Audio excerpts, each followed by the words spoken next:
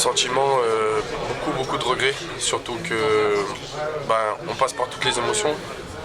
On encaisse d'abord ce premier but qui nous fait mal. Ensuite, on reste costaud défensivement. On arrive à égaliser en deuxième mi-temps. Ça nous fait du bien au moral. On essaye de pousser. On a des occasions qu'on négocie mal. Et puis le plus regrettable, je pense, c'est la séance des pénaltys parce qu'on a 2 fois 2 balles de match et on les loupe. Et eux derrière, ils se loupent pas et du coup ça fait mouche, quoi. Vous étiez si près de la qualification en fait. Hein.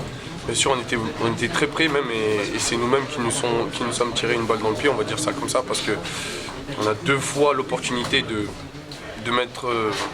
d'inscrire un but sur penalty, puis après c'est comme ça, on va dire, penalty c'est une chance sur 2. Il y a des satisfactions, vous avez presque fait jeu égal avec Saint-Etienne. Bien sûr, après on savait qu'on allait être privé de ballon, on savait qu'on allait beaucoup faire d'efforts défensifs surtout, et puis on a très bien respecté les consignes du coach. On les a surtout empêchés de repartir de derrière pour éviter qu'ils essayent de nous piéger dans la remontée de balle. Et puis ça a très bien marché, et puis malheureusement, penalty ça n'a pas pu. Bon, tu avais des sacrés clients en face de toi, là. Comment tu as vécu tes duels un peu?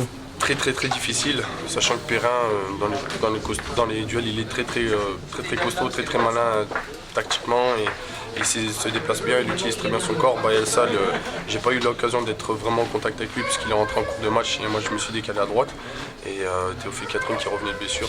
Donc après on voit que c'est du très haut niveau et que c'est des joueurs de Ligue 1, quoi. Bon retour au championnat maintenant. Bien sûr, retour au championnat, maintenant on va se concentrer.